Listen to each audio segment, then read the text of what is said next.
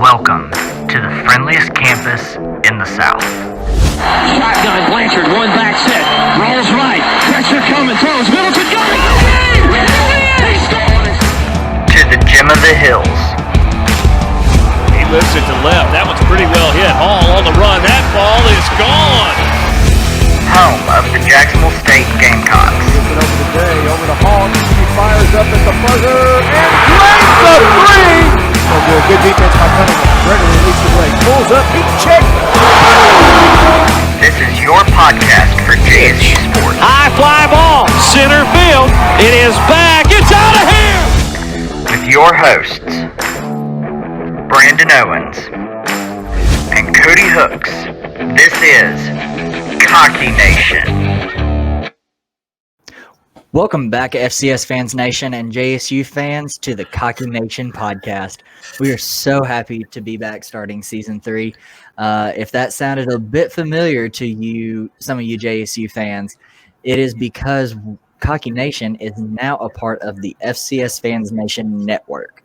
So not only will our episodes be posted on our normal social media, it will also be posted on the FCS Fans Nation YouTube channel, which, some news, we have our own YouTube channel that we will upload these videos to as well.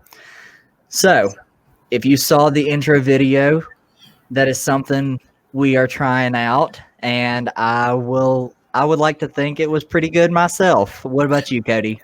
It was good. It was good. You know, let us know. Go down in the comments or send us a message if you know us personally. Say, hey, we like it, or be honest with us if you don't. You know, trying new things.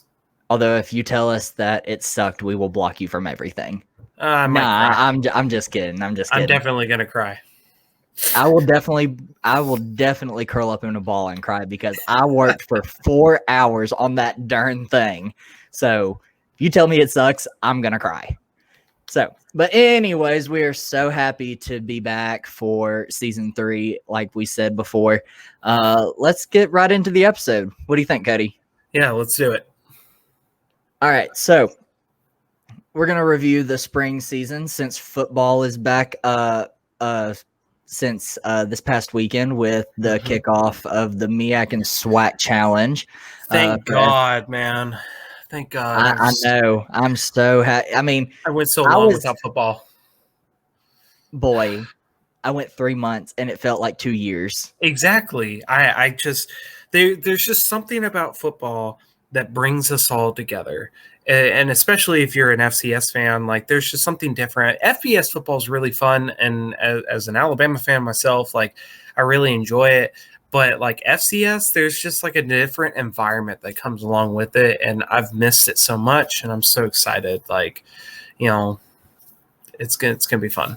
Yeah, like Brian McLaughlin, who was a former FCS analyst, he is now back in the FCS scene. He was on the new FCS Football Chris show, which is also part of the FCS Fans Nation Network.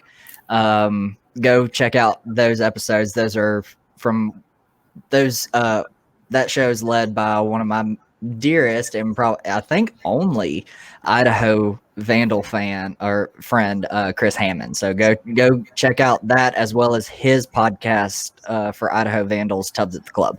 But anyways, so let's just jump right into the spring review. So last season, our Gamecocks went 10-3 and were OVC champs for the last time in the OVC conference, which thank God we're out of that conference, but we'll get into that in a little bit. We played in the fall. We played 4 games, which going through internship and having only 4 games to kind of decompress myself, it was just, anyway, so we lost to FSU. Close. It was a really good game to start, but then Florida State's depth got to us. Yeah. And then I went to this game. I went to Mercer, and it was pouring down rain. I think I ended up being sick, but not sick enough to where I could stay home. We won against Mercer. We went to Florence and beat UNA. You and I both went to that game. That was a fun game. And then we beat FIU. And then in the spring, we beat Tennessee Tech, Tennessee State, UT Martin, SEMO, EIU, Murray State, and lost to Austin P. Honestly, that Austin P loss, I'm disappointed. I was disappointed about it at the time, but knowing JSU's rep during the regular season the past few years, I kind of expected a loss like that. Yeah, but I mean, at the same time, I mean, and you know me, I like to be the nice guy sometimes. And, look at it from this perspective. We're out of the OVC now, but at least we're not going to be the ones carrying the OVC anymore. It's going to have to be Austin P, maybe SEMO if they step up again. But, maybe we'll see that competition as, we get to the FCS playoffs and when we get down further later on. Yeah, for sure. And then speaking of playoffs, we murdered Davidson. Murdered. That's an understatement, but okay. Yeah, well, yeah, but still. And then we lost a heartbreaking close one to Delaware, which I still think if we had scored a last-second touchdown or a touchdown within the last 5 minutes, we would have ended up going to Brookings, South Dakota, and just got our butts handed to us. Yeah, I mean, bunny rabbits. That whole game, and you and I were at that game as well. That whole game against Delaware was just very sad. We lost Zion Webb in that game, which was very difficult to watch. We did watch one of our redshirt freshmen. I think he was a quarterback who took over and ran that ball down for 75 yards or something like that. Something like that, yeah. He looked a lot like Eli Jenkins. Yeah, it was crazy. So, we did see some good moments, but other than that, we're not going to talk about it because it's a sad day. And this is how I look at that loss going into this season. We've played Big Three teams since 2015, whether it be in the playoffs or the regular season. But in the playoffs, we got slaughtered by North Dakota State in 2015. 2016, we lost by 16 to Youngstown State. And then we play a Delaware who is obviously way more dominant than we were and so much bigger than our boys. And we only lost by 6. Yeah, I don't know what they were feeding Delaware fans, if you're listening to this. I don't know what you're feeding your boys up there, but if whatever it is, can you bring it down here because we're gonna need it for our guys. For real. They were humongous. I don't is that where all the northern players go? I don't know. It was crazy. But the fact that the size and the domination that was against JSU, losing by 6 to Delaware, who probably should have been the 4th seeded team. Yeah. We keep getting better against Big Three teams, so I can't really say that it's a terribly disappointing loss. But that having that kind of loss going into a much tougher conference is on the up for us. Speaking of which, just to recap some other news that happened in the spring, JSU joined the ASUN conference, and it was announced that we were moving with Eastern Kentucky and Central Arkansas. And then later, it was announced that the WAC, who started football, and the ASUN were going to join in a 1-year conference alliance called the ASUN WAC Challenge, or as I like to call it, thanks to Will Seiler, the WAC Sun. Just for this fall.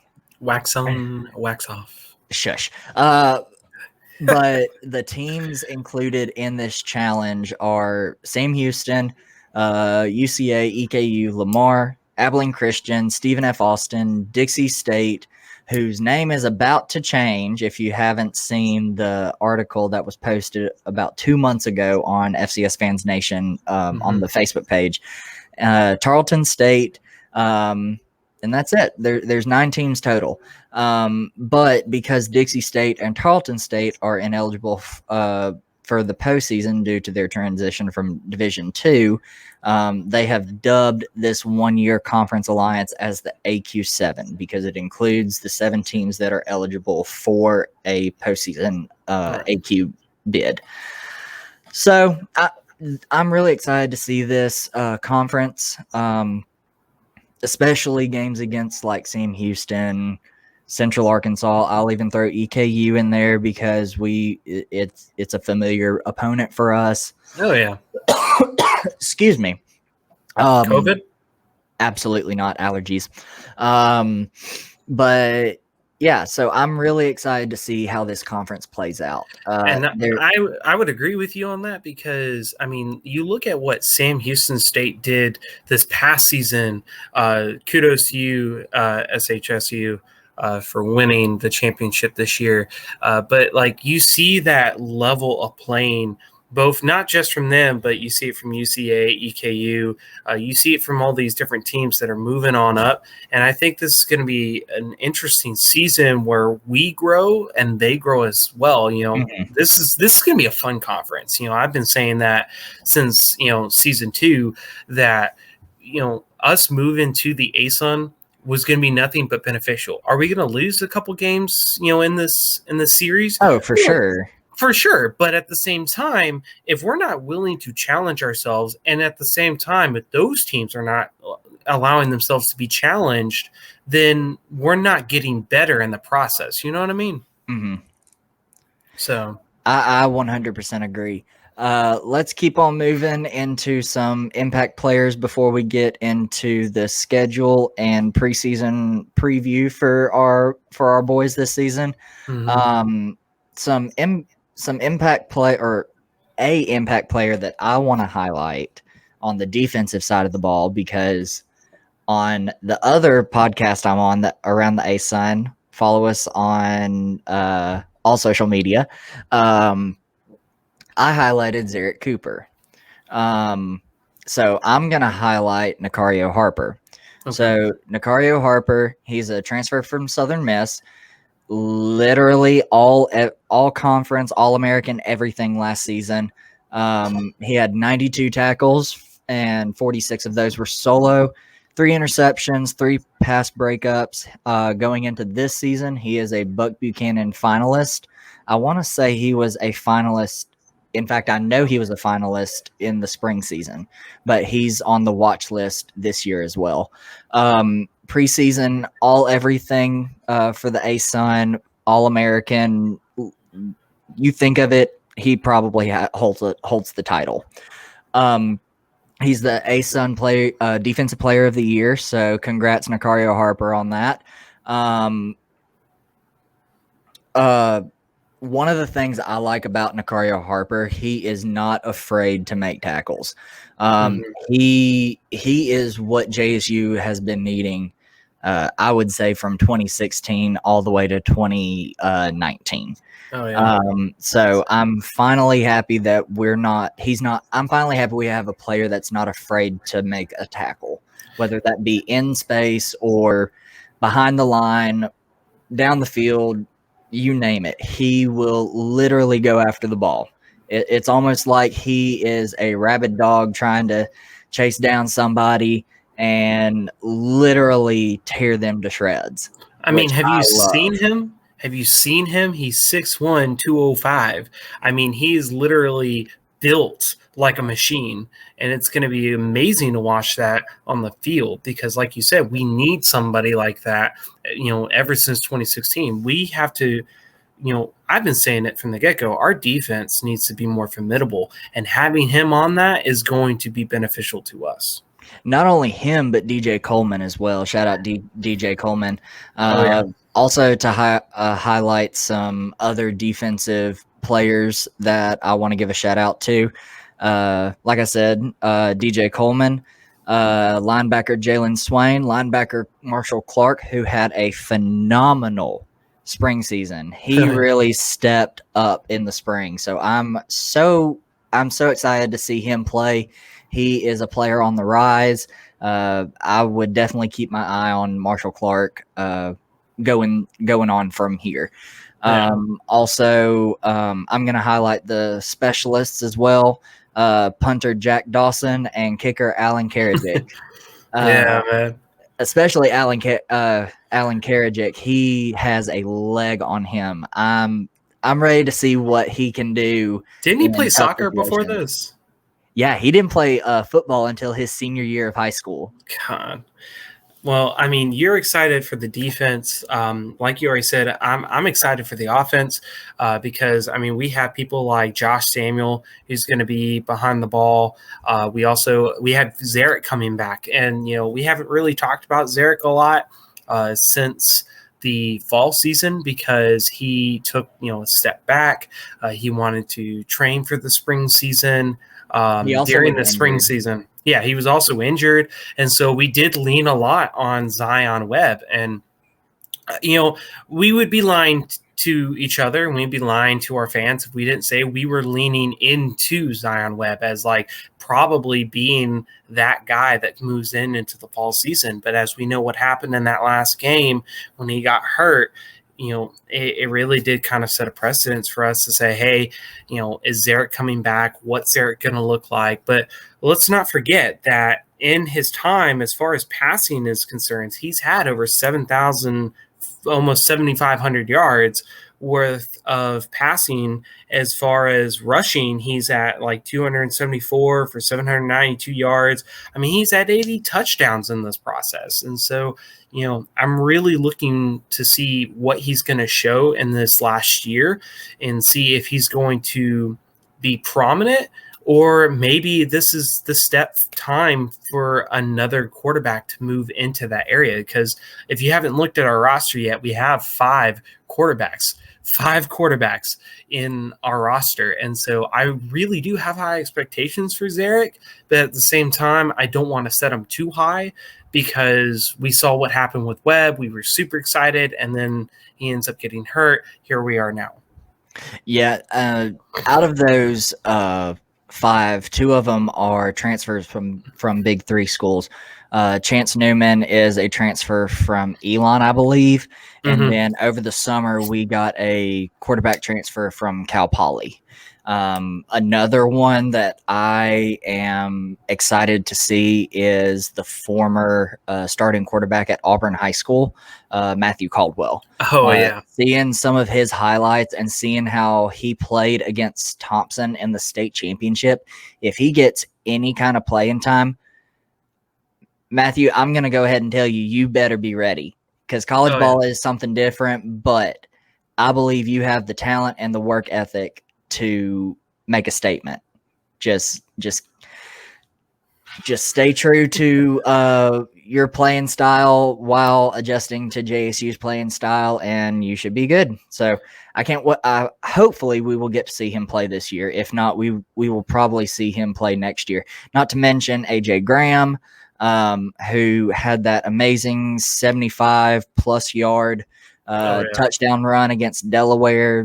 Basically what a lot of JSU fans said, that's Eli Jenkins 2.0, which I hope they're right because once Zarek and Zion are gone, your top two quarterbacks are probably going to be AJ Graham and Chance Newman. Which I think it's good that we, sometimes we look at and say, oh, five quarterbacks, that's a lot of quarterbacks. But at the same time, I like to think sometimes in the process of what Nick Saban does when he's over at Alabama, if you have that star quarterback, like this year it's going to be Bryce Young, but like if you have quarterbacks behind that individual, they're learning the game. They're watching how the process is going to be. And so for like Caldwell and Graham, they're going to watch Zarek. They're going to watch him like he's, like God or something. And so when they watch him, they're going to watch how he plays and how he runs the ball, how he moves with the team, how he's going to interact with the players. That leads to better performances later on when they get, into their time, into newer seasons. Sorry about that. That was my fiance. Brandon knows all about her. Yep. She's my best friend, but let's keep moving on. With all that being said, I'm really excited going into the fall. So let's just jump jump straight into the preseason stuff and schedule preview. So we have an AQ7 power poll. And in the coaches poll, JSU is predicted to picked to finish third. In our power poll, which is made up of people from fans of different schools or podcast contributors from other schools, they vote in this power poll, and starting after this week, we will start releasing a weekly power poll. So in our power poll, we picked JSU to finish third. No surprise, honestly. A lot of people were thinking maybe as high as 2, maybe as low as 4, but 3 was a good. I think 3 is a good starting point for the Gamecocks. Going into our schedule, we enter the season ranked number 10 in the stats poll, and we start the season off in Montgomery, actually this Wednesday against UAB in Montgomery. And then the following week on September 11th, we travel to Florida State. The next weekend is Band Day at home, our opening home game against North Alabama. The following week, we host UT Martin. And then we travel to Kennesaw State, and then we host Stephen F. Austin. Then we travel to Huntsville, Texas to take on the Bearcats of Sam Houston. And then we have 2 weeks in a row at home, first against the UCA Bears the night before Halloween, actually. And then the next week is the Southerners reunion against Abilene Christian, which I don't know about you, but I am participating in that. And then we finish the season off for the next 2 weeks away, first at Lamar and then at Eastern Kentucky. So when we're talking about key matchups, obviously the FBS matchups, they're good, like I guess checkpoints, or you know what I'm trying to explain. They're good. They're good to gauge where we are to start the season. Although I think UAB is a much more favorable matchup for the Gamecocks than Florida State, but we'll see what happens in those two. And then obviously you have your rivalry game against UNA, but that's not really going to be a challenge, but it's a rivalry game. So literally you can throw anything about the teams out because they're going to play each other hard.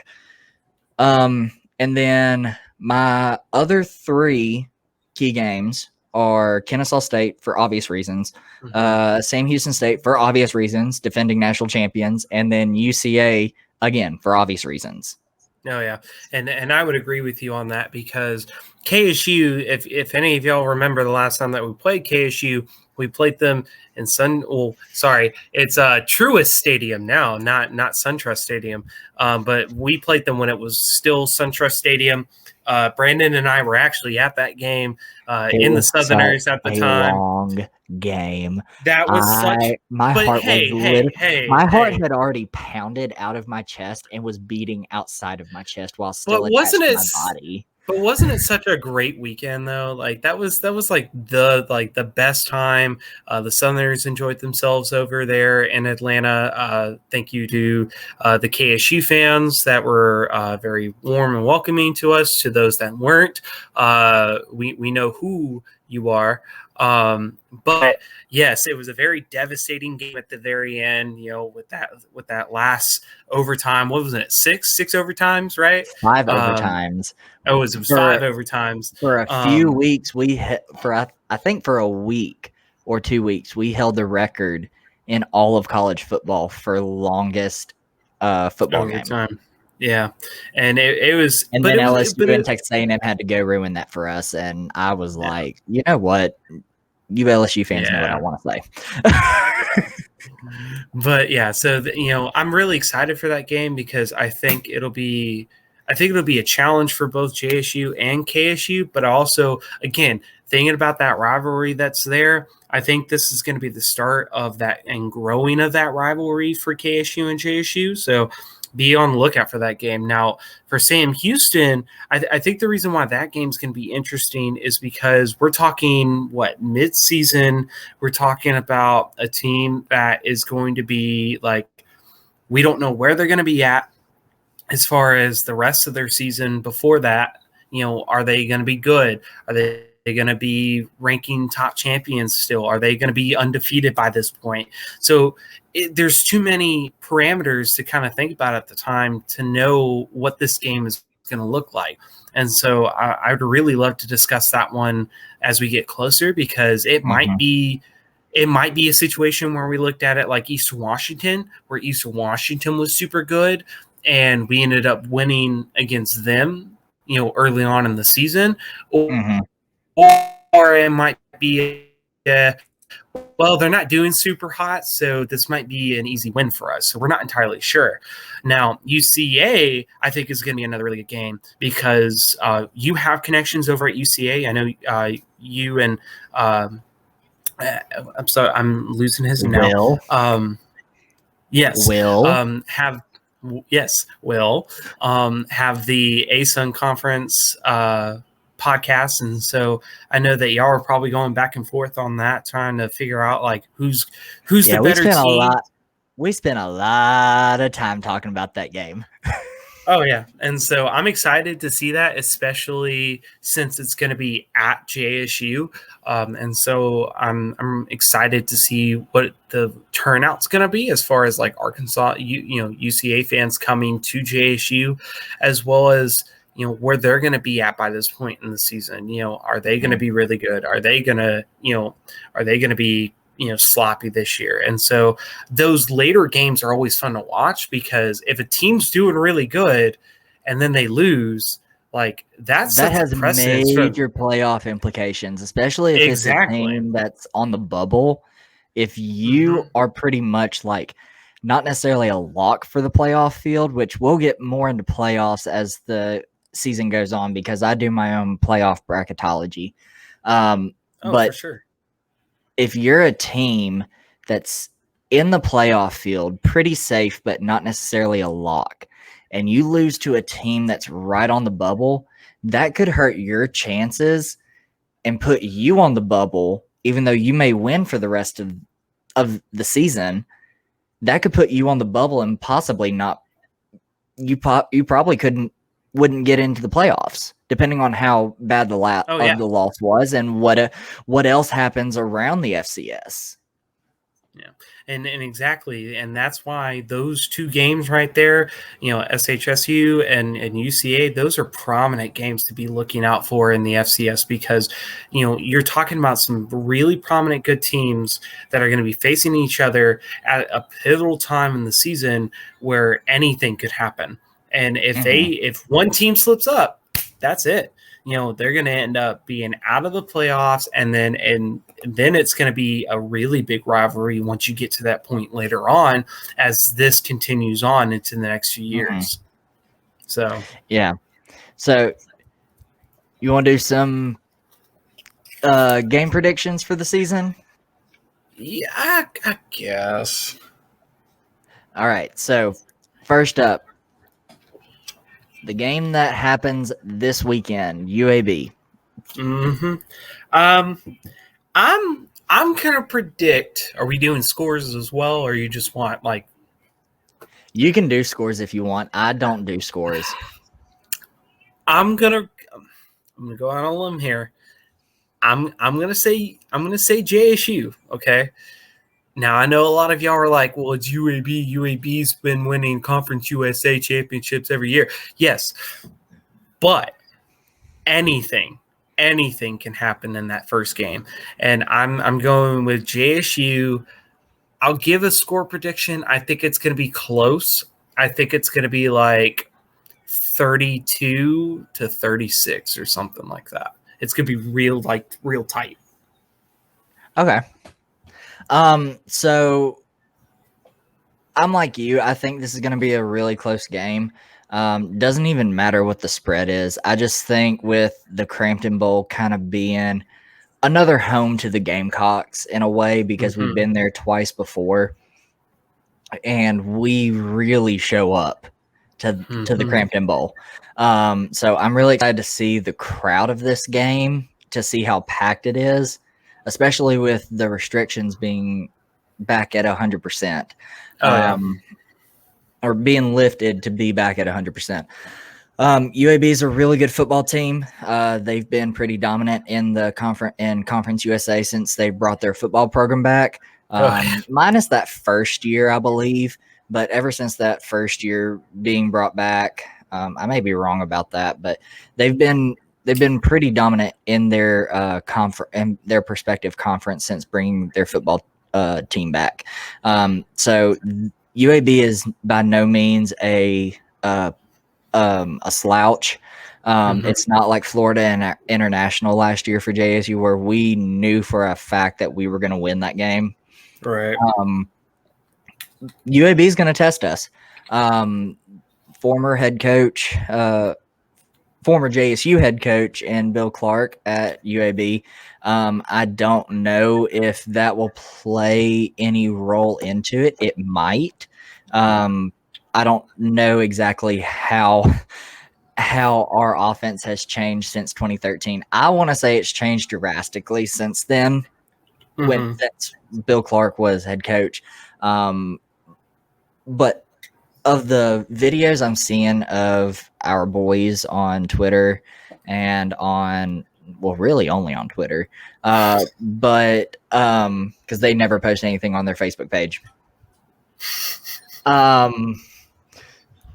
Yes, that was shade. The shade of it all. But anyways, the videos I've seen on Twitter of our boys, they look ready. They look good. They're ready to play. I haven't seen a team look this ready since 2015. And even 2015, because we were playing Auburn, it was kind of iffy.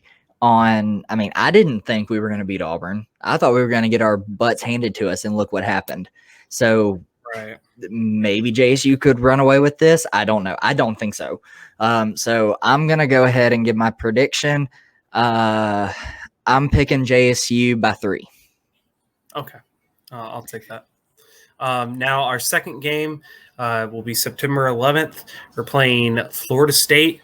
Now, my prediction for this game is probably going to be drastically different than Brandon's. I think we learned a lot from last year's game. I don't know how many players Florida State themselves have lost in the process of A, COVID, and B, the draft. But I really do think that Gross and the Gamecocks have something hidden in, under their sleeve, learning from last year's game playing FSU. And I think we're going to end up pulling out of that. And I think we're going to pull out with a win. And I think we're going to win by 3. So the score last year was 42-24. I think so. I think we lost by half or something. That's a. Okay, you're trying to do math. Yeah, but anyways, I think it's almost it's an 18-point spread. So I think the spread is going to be less than that, anywhere from 10 to 17. So I think I don't want to go as far as to say that we have learned a lesson. I just think our boys are going to be more prepared. I know that sounds kind of contradictory, but it makes sense to me. Yeah. So I'm going to pick a FSU win and JSU's first loss on the season. So everybody that's listening, that's watching this, if Brandon's wrong, he owes me dinner. If I'm wrong, I'll buy Brandon dinner. I'll make that promise. Okay. Oh, you also gotta buy Jen's. She's saying, what about me? So but yeah, so that's what we're gonna do. If I'm wrong, but if I'm right, I'd like a nice dinner, like when I'm talking nice dinner, I'm talking when I come up there for UNA, I want Coupe de Ville, because there's no other better wings in Jacksonville. If you know what I mean, you know what I mean. Lies. All of that is lies. That is not lies. Yes, it is. Anyways, let's move on to our third game Okay. before we get into a whole tangent. Third game is our first home game of the season against the North Alabama Kitties. No, I'm kidding. Lions. So this to me, yes, it's a rivalry game, but I don't think UNA is going to beat JSU. There's not much more to say. It's going to be a fun game. I hate that us being band people, I hate that the marching pride is not coming to the game. Found that out through some of my friends at UNA, and they're pissed and I'm pissed. So I am going to say that JSU is going to have no issues with UNA and definitely beat them by more than what they did in the fall. So I think it'll be more than 7 points. I agree. It's going to be JSU all the way, especially since we're playing at JSU. And so that home field advantage, if you've ever been to a JSU game, there's a different environment that comes with it, especially when you're talking about the Southerners are there, the fans are there, the student section is there. I'm pretty sure this is a night game, isn't it? Yes, it's our only night game of the season. Yeah. So just to give a quick recap, 2016, we played UNA in JSU again. That was my fault. Yeah. But Brandon, you remember the environment that we were playing in? That was such a hyped game. Like, it was so much fun. It was our first night game since the 2015 playoffs. Exactly. And so I think a lot of us were all just kind of like in the moment, and it was a lot of fun. So you already know, JSU all the way, go Gamecocks, beat them little kitties. Sorry, Lions. You know what I mean. Fourth game, let's just move on. Fourth game, again, at home against UT Martin. UT Martin usually does play us pretty tough. Old conference foes, even going back to the D2 days. But I don't see us having an issue with UT Martin. I will predict a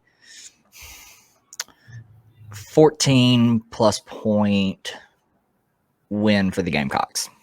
Yeah, I'm going about the same thing, about 14 plus for JSU winning. Okay. All right, the next game, the very next week, I'm actually going to this game. I'm so ready. I'm ready to talk smack. I'm ready for it all. We traveled to Kennesaw, Georgia to take on the Kennesaw State Owls. You take the lead on this one. Okay, so I'm thinking rational here. KSU, and correct me if I'm wrong, Brandon, KSU did not do super hot last year. And in the spring? Yes, in the spring they didn't do so hot. No, they didn't. And so from what I've gathered, I think they've done a little bit of recruiting, but I don't think overall, I think KSU is going to struggle. I think this is going to be a redemption year for JSU when we're playing them. Now, I'm not going to say it's going to be a sweep. I think it's going to be more of a competitiveness to it, just like it was in SunTrust a couple years ago. And so I'm going to pull with JSU winning, and I'm going to say we're going to win by 7. Now, it would be really funny to go into overtime again, not to the extent that we did last time. I will leave the game. No, but I think it would be really cool if we maybe went into one more and everybody was like, oh God, are we doing this again? But I think Chase is going to pull out by 7 in this game. I don't know if I'm going to be there. It's in October, right? Yes. October 2nd. Yes, I'm hoping to be there. I make no guarantees You because better get your tickets ASAP because they Well- almost sold out.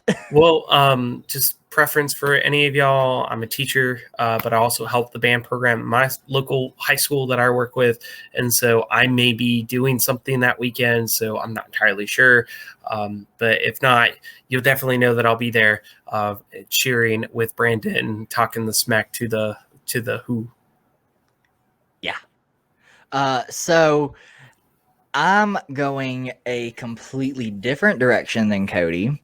I am picking the Gamecocks to win, but not by as much as he said. We have a stout rushing defense. I mean, a stout rushing defense. KSU runs the triple option. The triple option has been figured out. Teams like Cal Poly, Wofford, Kennesaw State, stop running the triple option. You're not going to get anywhere by running it from here on out. It's been figured out. And because of that, I will say JSU wins by 17 plus. Alrighty then. I'll let you keep holding on to those hopes and dreams, Brandon. Now, our next team, SFA. Brandon, I'll let you go ahead and start with this one. So it's homecoming. My first homecoming as a student and not as a band member. And I will not be attending it. But I will be in Trussville, Alabama, helping run the Trussville Marching Invitational because I work with Hewitt Trussville High School's marching band. And they want me to help, so I will be helping at that competition, but I will be keeping up with JSU and Stephen F. Austin. Stephen F. Austin is a program on the rise.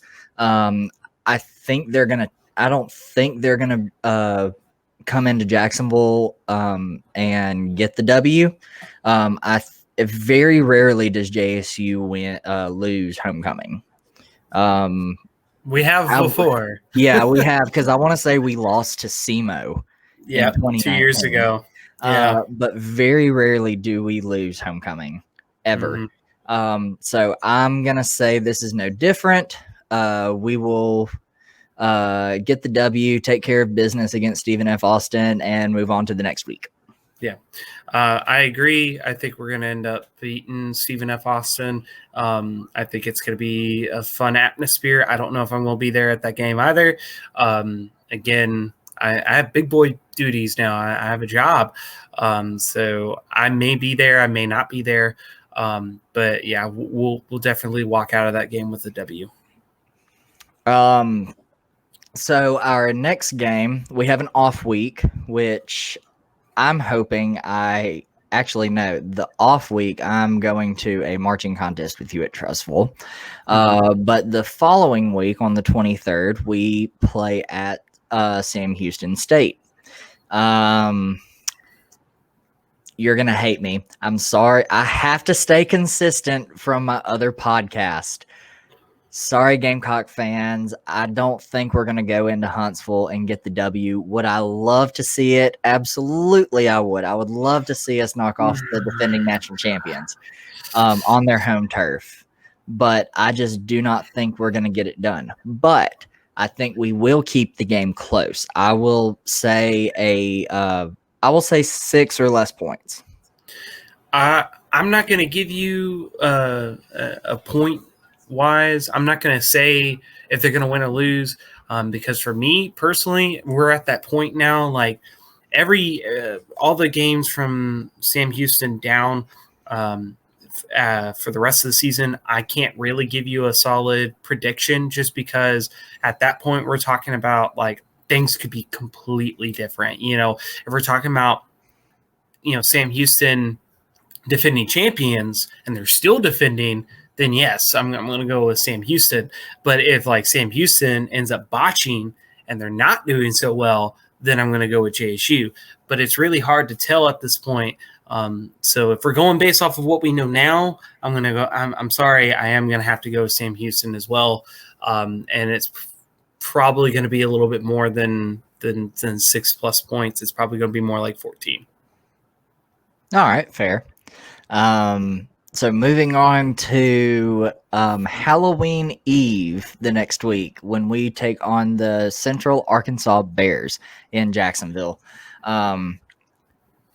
Finally, we get to see this matchup. This has been a matchup I've been wanting to see for a few years now, and I'm so happy we get to see it from here on out as a conference game. We talked, like I said, we talked a lot about this on the around the ASUN podcast because Will played for UCA and I went to JSU. Currently go to JSU again. But these are two very evenly matched teams. I do not think this will be swayed one way or the other. I think it's going to be a battle all the way to the end. And it would not surprise me that whoever has the ball last wins the game. With that being said, I think UCA will probably have the ball last, but I think JSU's defense will come up with a huge stop at the end of the game to win the game. Yep, I'm gonna go with JSU, and from there, I'm gonna say that they're probably gonna win by 3. I think it is gonna be a nit and gritty. Like it's gonna come down to that last that last field goal. So that's going to be my prediction. Let's see. Our next one's going to be Abilene Christian. This is going to be an easy game. Sorry. I'm just going to go ahead and call it JSU by like 20. This is going to be another game that's going to have one of the bigger attendance for the season because it is the Southerners reunion. A ton of people that were Southerners alumni, whether they participate or not, come back this weekend, and the stadium is just so beautifully packed, and I always love this weekend. Like I have told many people, I will be participating, so I will definitely be at this game. I just do not think JSU will struggle at all, especially in front of a good home crowd. It's not going to happen. Sorry, Wildcats. Y'all are going to probably get destroyed in Jacksonville. All right, and then we have we're traveling. After that, we're traveling to Lamar. Again, I'm going to stay on the consistency. I think Lamar is a solid team, but I think we're going to end up. Cody, I know you're a nice guy, but be realistic here. JSU's probably going to whoop their rear ends. It's fine. So JSU all the way. They're going to win. So. Again, sorry, Lamar fans. You have a horrible team. It's going to take you a while to get back to your one-year playoff team that y'all had a few years ago. I'm going to say JSU by 28+. Okay. Remember, at the end of the day, Lamar fans, good person, bad person over here. No, realistic person here. Okay, so and then our final game was a team that was traveling with us to the ASUN conference, Eastern Kentucky. If I'm not mistaken, JSU, and when I seen JSU, I mean the Marching Southerners, right, have like a really bad beef with Eastern. Do not bring that up. It's Eastern Kentucky, right? Got into a fight in 17 and in 19 with just making sure. Players. Just making sure it is Eastern Kentucky, not Western Kentucky, right? No, it's Eastern Kentucky. Okay, yeah. So they ripped our flags. Hold on. Years. So for anybody who doesn't know, the Marching Southerners was performing during halftime at JSU when we were playing Eastern Kentucky, and then closer to the end of our show, the Eastern Kentucky players came out and started like stepping all over our color guard flags. They, I'm pretty sure they were like talking smack to our color guard as well, right? Catcalling our dance line members. Oh yeah, And so there's a really bad like personal beef with the Southerners, and the fact that we're not playing Eastern Kentucky at JSU is probably okay. a good thing, because It's okay. If we get them at home our first year in the ASUN conference, it's all good. Exactly. So I'm going to go ahead and say Eastern Kentucky, you're going to get your butt whooped. JSU is going to march out strong, and we're going to win by 14. So to throw some facts about the football team, this is me playing the nice guy here. And Oh, the realistic guy. Wait. You know how to do that? You know how to be the nice person?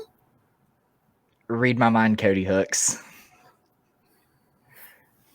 Anyways, so with EKU, I picked them and they finished 5th in the AQ7 power poll.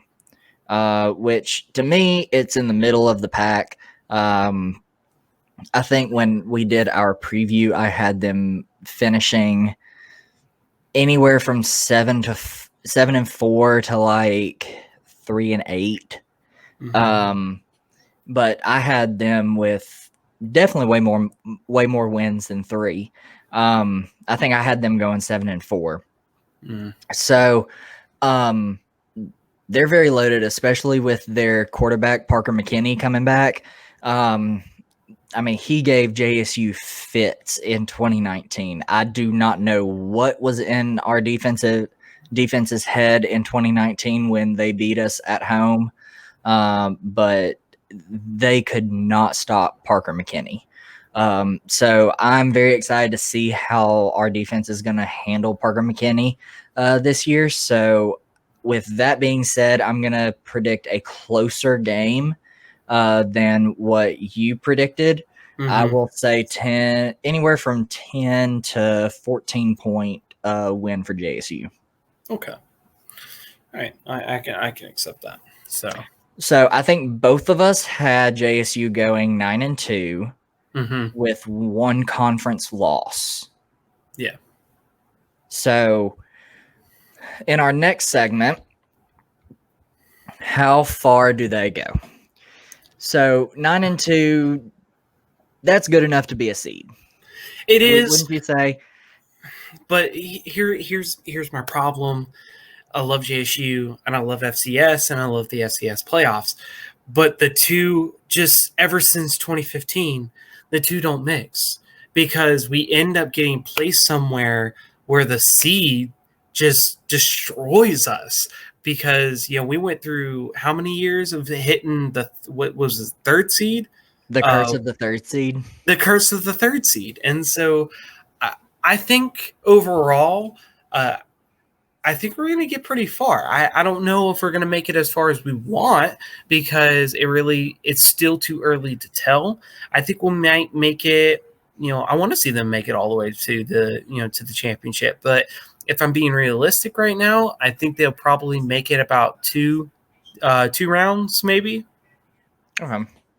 Well, if they have so you're predicting them to win this, if they're seeded, you're predicting them to win the second round and the quarterfinals and make the semis.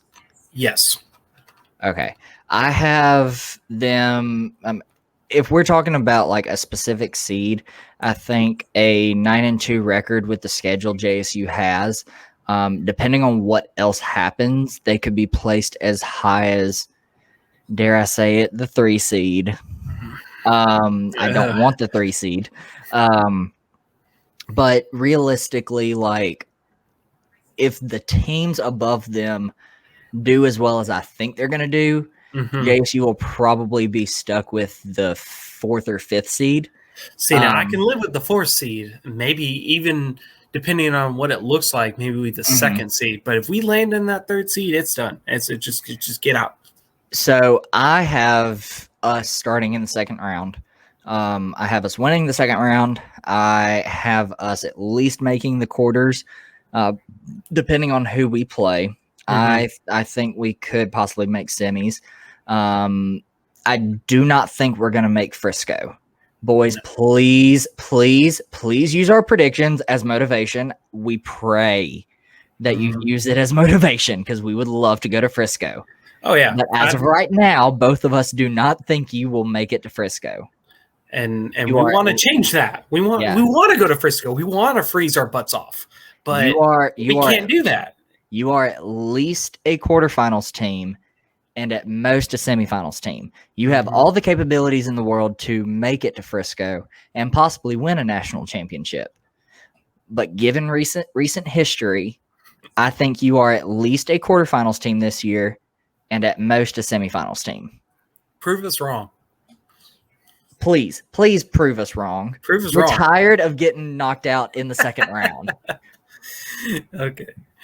All right, so we have made it all the way through. So any closing remarks before I close this out? I'm excited. I really am. I think this is going to be a really good season, and I'm ready to see what the EA Sun's going to show us, how it's going to be different. I'm sorry, OVC, but we were done. We're tired. We broke up with you. It's time to move on. Yeah. Bye-bye, OVC. We will not miss you. We won't miss you. One thing that I am most excited about this upcoming fall is seeing our beloved marching Southerners on the field, especially seeing my two sisters perform on the field. I'm very excited, especially with the show they have. It's entitled Fate of the Gods, and it's centered around Greek gods and goddesses. So that's going to be a fun show. I went to the preview performance before school started, and it was amazing. I was blown away, but I'm not giving anything away. You will just have to wait and see it on Wednesday.